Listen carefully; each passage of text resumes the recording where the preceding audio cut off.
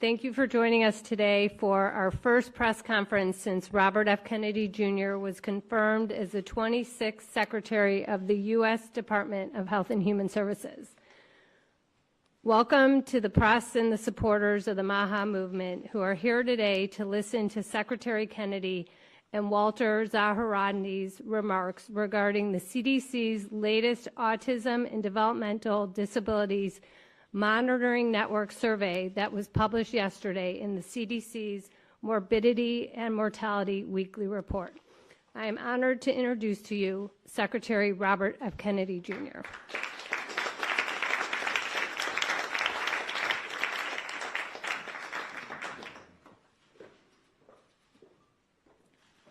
I'm going to go over some of the key numbers from the ADDM report. Overall, the autism is increasing in prevalence at an alarming rate.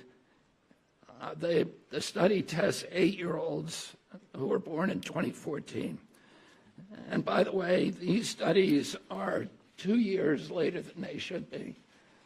And one of the things that we're going to do as we move this function to the Administration for a Healthy America, to the chronic disease, the new chronic disease division, is we are going to have updated real-time data so that people can look at this, so Americans can understand what is happening with chronic disease in this country in real time, and not have to wait 2 years to react. We don't wait 2 years to react to a measles epidemic, and we should not, or any kind of infectious disease. We shouldn't have to do that for diabetes or autism. The ASD prevalence rate in 8-year-olds is now 1 in 31. Shocking. There's an extreme risk for boys. Overall, the risk for boys of getting an autism diagnosis in this country is now 1 in 20. And as high in California, which has the best data collection. So it probably also reflects the national trend, 1 in 12.5 boys. This is part of an unrelenting upward trend. The prevalence 2 years ago was 1 in 36. Since the first ADDM report in 1990, which was 1992 births, autism has increased by a factor of 4.8. That's 480%, I believe. The first ADDM survey was 22 years ago, when prevalence was 1 in 150 children. In all the core states, the trend is consistently upward, and most cases now are severe. So about 25% of the kids who are diagnosed with autism are nonverbal, non-toilet trained, and have other stereotypical features, head banging, tactile and light sensitivities, stimming, toe walking, etc. One of the things that I think that we need to move away from today is this ideology that the autism diagnosis, that the autism prevalence increases, the relentless increases, are simply artifacts of better diagnoses, better recognition, or changing diagnostic criteria. If you look at Table 3 of the ADDM report, it's clear that the rates are real, that they are increasing in the last 10 years, which is the beginning with the first one, year by year, there is a steady, relentless increase. I want to, because this epidemic denial has become a feature in the mainstream media, and it's based on an industry canard, and obviously there are people who don't want us to look at environmental exposures. And so I want to just read you some of the little excerpts from some of the older studies. The baseline for autism in this country was established with the largest epidemiological study in history, a study of all 900,000 children in the state of Wisconsin, children under the age of 12. They found 0.7 children had autism in every 10,000. That's less than 1 in 10,000. Today we're at 1 in 31.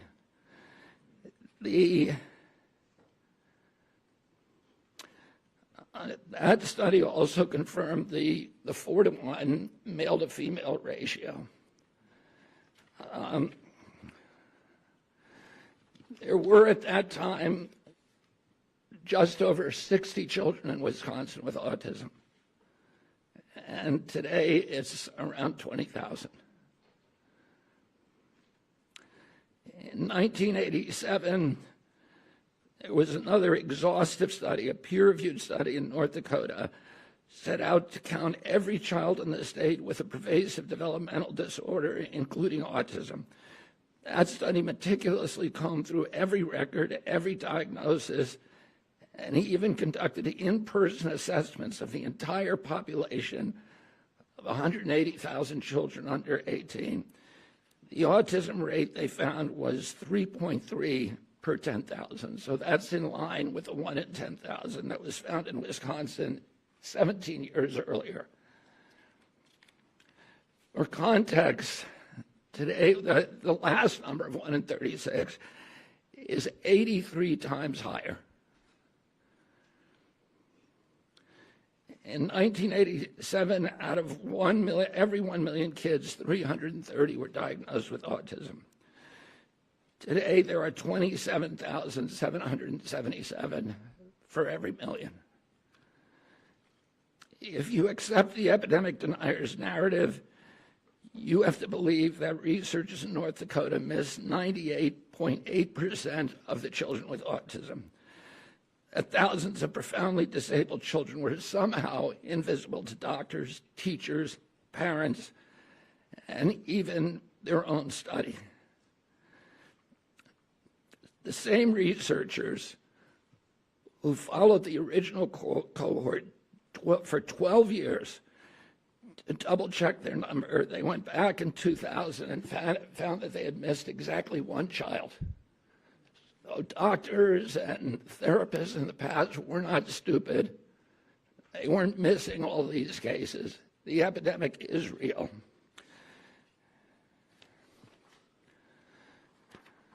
Between 1959 and 1965, researchers from 14 hospitals associated with major universities undertook the National Collaborative Perinatal Project, tracking 30,000 children from birth to age 8.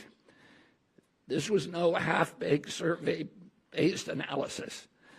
The study conducted 9 separate screenings covering neurology, psychology, speech, language, hearing, and visual function. Every developmental quirk, anomaly, and disorder was logged with painstaking detail. Autism, a condition characterized by profound impairments in social communication and behavior, would have stood out like a neon sign. There were 14 cases. That's 4.7 per 10,000. So we know what the historic numbers are, and we know what the numbers are today. And it's time for everybody to stop attributing this to this ideology of epidemic denial. In 2009, the California State Legislature charged the Mind Institute at UC Davis because this myth was already becoming pervasive, the myth of epidemic denial was already becoming pervasive in the mainstream media. The California legislature directed the Mind Institute at UC Davis to answer the question. And Irva Hertz-Pichotto is a highly esteemed, revered scientist, neurology, and epidemiologist, came back with a definitive answer: the epidemic is real. only a very, very small portion of it can be changed to can be charged to better recognition or better diagnostic criteria. I want to say a couple of other things. There are many, many other studies that affirm this, and instead of listening to this canard of epidemic denial, all you have to do is start reading a little science, because the answer is very clear. And this is catastrophic for our country. There's a recent study by Blaxell et al. And a team of other researchers that said that the cost of treating autism in this country by 2035, so within 10 years, will be $1 trillion a year. This is added to already astronomical healthcare costs. And then there's an individual injury. These are kids this is a preventable disease. We know it's an environmental exposure. It has to be. Genes do not cause epidemics. They can provide a vulnerability. You need an environmental toxin. And Irva Hertz-Pachoda pointed out that because of this mythology, that the amount of money and resources put into studying genetic causes, which is a dead end, has been historically 10 to 20 times the amount spent by NIH and other agencies to study environmental factors, to study exposures, to study external factors, and that's where we're going to find the answer. This is an individual tragedy as well. Autism destroys families. More importantly, it destroys our greatest resource, which are our children. These are children who should not be suffering like this. These are kids who, many of them were fully functional and regressed because of some environmental exposure into autism when they're 2 years old. And these are kids who will never pay taxes. They'll never hold a job. They'll never play baseball. They'll never write a poem. They'll never go out on a date. Many of them will never use a toilet unassisted.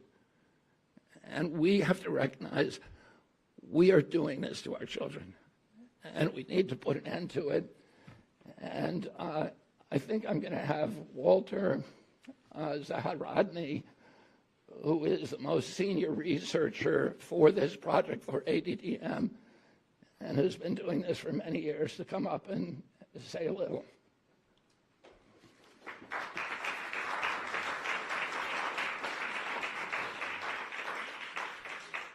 Good morning. Thank you for being here. I'm here as a long-term autism researcher and a clinical psychologist.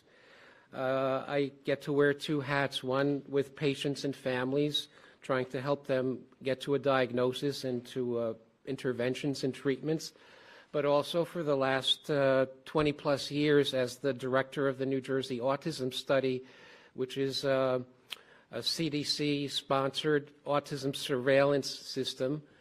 We've monitored autism in New Jersey in concert with the Centers for Disease Control and Prevention since 2000. When we began our endeavor with CDC, we expected to do maybe 2 or 3 baseline studies to establish how many children have autism, because it was not expected that autism prevalence would increase. Other childhood disabilities, neurologic disorders do not increase or change over time. But somehow, for some reason, with autism, everything was different. Autism went from being a very unusual, rare disability, which affected, as the Secretary said, 1 child in maybe 10,000, to being known in every community, every school district, every center that cares for children with disabilities. Autism is real. It's a true disability. It's not a personality quirky issue. Everything has changed for the individual with autism, and while there's a wide range of expression, it does change the family, and it does inevitably change the community and the society in which we find it. autism prevalence has increased very dramatically. It's increased in New Jersey, where we have excellent resources and access to services, and it's increased in all the states in the network. It's increased not only by the CDC, ADAM network, active surveillance activities, but it's increased according to federal IDEA statistics and information from a multitude of surveys. It is a true increase. There is better awareness of autism, but better awareness of autism cannot be driving disability like autism to increase by 300% in 20 years. That's what we saw in New Jersey. That's what the CDC report of yesterday indicates. And that's what, in my opinion, future reports from epidemiologists will show. The data provided in yesterday's report strongly suggests that not only is this a high point of autism prevalence, but in the future, rates can only be higher. Autism deserves to be treated as a real public health phenomenon, and I would say is an urgent public health crisis. It's not just that we're more astute or perceptive. It's not like 2 or 3 children out of for every one with autism has remained invisible. Autism is striking, and the consequences are lifelong. So I would urge everyone to consider the likelihood that autism, whether you call it an epidemic, a tsunami, or a surge of autism, is a real thing that we don't understand, and it must be triggered or caused by environmental or risk factors. We need to address this question seriously because, in my opinion, for the last 20 years, we've collected data but not made real progress in understanding what causes autism or how to effectively prevent it or treat it effectively. So I urge you to read the report very carefully. I urge you to do something that nobody does and go into the many supplemental tables and see that autism is a true phenomenon and that we need a correct perception, not a perception that allows us to just provide services without understanding the root causes or the true factors at play. So thank you for your attention. I wish we could answer questions. I think we can. Let me just say one other thing. I referred to a number of studies. There are many, many, many others in the scientific literature that absolutely explode this mythology that this is, that the autism epidemic is not real. If you read the literature, it is absolutely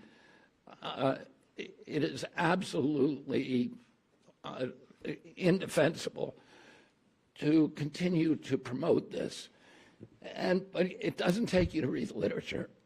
It just takes a little common sense. If the epidemic is an artifact, a better diagnostic criteria or better recognition, then why are we not seeing it in older people? Why is this only happening in young people? I asked Walter before we came out here, I said, have you ever seen anybody our age? I'm 71 years old with full-blown autism, head-banging, nonverbal, non-toilet trained, stimming, toe walking, these other stereotypical features. Where are these people walking around the mall? You can't find them. They're not in homes. There are no homes for them. There are no institutions for them. Why are we seeing them on the street? Anybody can look around and see that this is a canard. And then you have to ask yourself, why is it so pervasive? Why has it been thrown up against us for so many years? And clearly there are industries. This is coming from an environmental toxin. And somebody made a profit by putting that environmental toxin into our air, our water, our medicines, our food. And it's to their benefit to say, oh, to normalize it, to say, oh, this is all normal, it's always been here. But that's not good for our country, and it's not good for the press to not be more inquisitive, to not be more skeptical.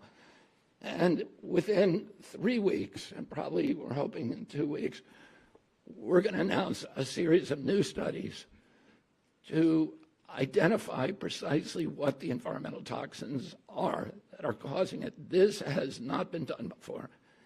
And we're going to do it in a thorough and comprehensive way, and we're going to get back to with an answer to the American people very, very quickly.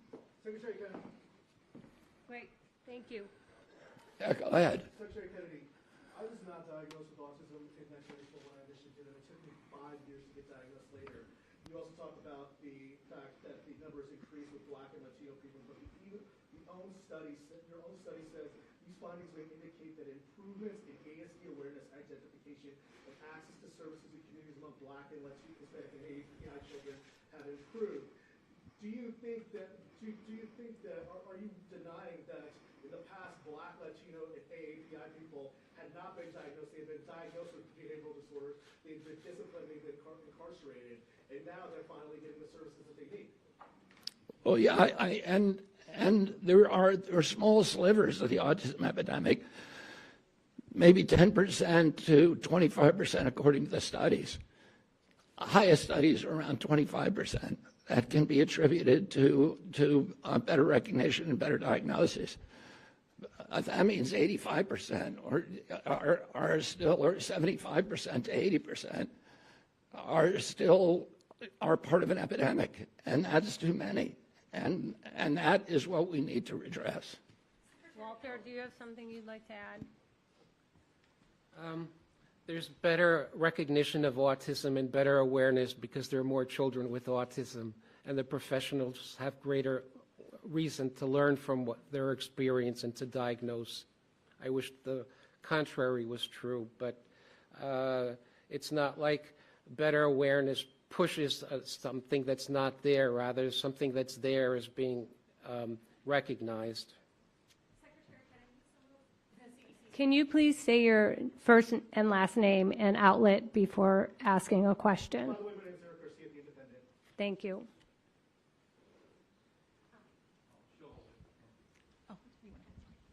Secretary Kennedy, Amanda Seitz with the Associated Press.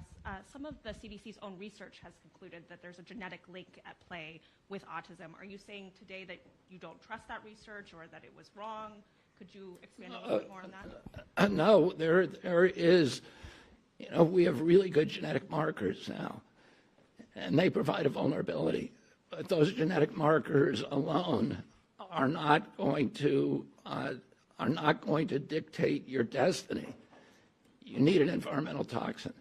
I mean, there are many genetic markers that dictate the methylation capacity of the human body. Those contribute to, those dictate, listen, with many people smoke cigarettes, and only 1 in 5 died from lung cancer. There were 4 of them that didn't. And those were the ones that had some circumstances, probably genetic, that made them more susceptible to it. And the same is true. We know that that glutathione production, and glutathione is an enzyme that helps the human body excrete metals and toxins. People with low glutathione production are more vulnerable. People with the MTHFR gene, which dictates methylation, are more vulnerable. People with high testosterone are more vulnerable. So there are a lot of genetic vulnerabilities. You need an environmental toxin. Alex at Fox. Alex. Hi, Alex Hoff, Fox News. In seeking out an environmental toxin, do you feel that if one or several are detected or put on your radar, do you think it would be the same one causing issues at both ends of this spectrum? Children who struggle with, let's say, sensory issues, all the way to those who are fully care dependent, unable to speak. Would it be the same catalyst in all of those varying conditions, you think? Well, those are the kind of studies we're going to do. And you're right, there's a spectrum of injuries, and we don't know. There are studies that, that look at maternal activation so that, something happens in the womb. There are studies that look at other genetic causes. The issue that we know is genes don't cause epidemics. You need an environmental toxin. And we're going to look at all the potential culprits. We're going to look at mold. We're going to look at food additives. We're going to look at pesticides. We're going to look at air and water and medicines. So, we're going to look at ultrasound, because there's a timeline that, something happened. In fact, Congress said to EPA, ordered EPA to tell us what year the autism epidemic began. The EPA scientists came back and said it happened in 1989. Oh, you have to find a toxin that became ubiquitous around that time period. And that affected every demographic, from Cubans in Key Biscayne to Inuit in Alaska. And that affects boys at a 4-to-1 ratio as girls. There's a limited universe of those, but actually it's quite large. And, Herberhard Spichota was the one who suggested that one of the things we have to look at is ultrasound. I don't think that that's probably a factor, but it's one of the exposures that became ubiquitous during that period. And we're going to look at all of them agnostically. We're going to find the potential exposures that increased during that time period. And we're going to we're going to see if there is a link to this injury. Thank you. Nathan at Epic Times. I'm sorry, can I please go? I've been No, waiting. Nathan. Nathan. Yes, Nathan Worcester with Epic Times. During that same time period of increasing autism prevalence or diagnoses, there's also been a significant increase in maternal and paternal age. Couldn't that be a significant contributor With what? beyond maternal and paternal age? Yeah, we're going to look at all of that. We're going to look at obesity in the parents. We're going to look at the age of the parents. We're going to look at diabetes in the parents. We're going to look at all of these potential exposures. And because of AI and because of the digitalization of health records and the mass of health records that are now available to us, we can do this much more quickly than has ever been done in the past. Cheyenne. This is our last question. Thank you. Do you still pledge to have answers by September, or is that going to be the beginning of this process? And are you open to following the science regardless of whether it confirms some of your expectations or not? Yeah, I mean, we're gonna follow the science no matter what it says, and we will have some of the answers by September. It's going to be an evolving process. We're going to involve, we're going to issue grants the way that it's always done to university researchers and others. We're going to remove the taboo.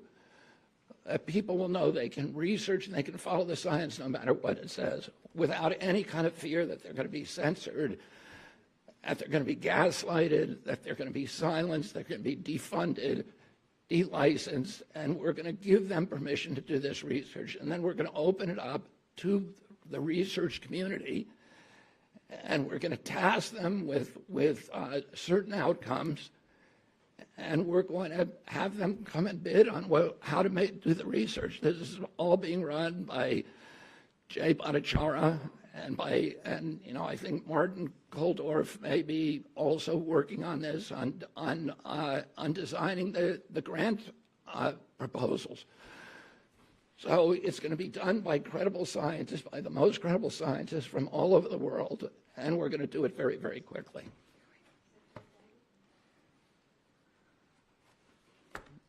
Yeah, one more question.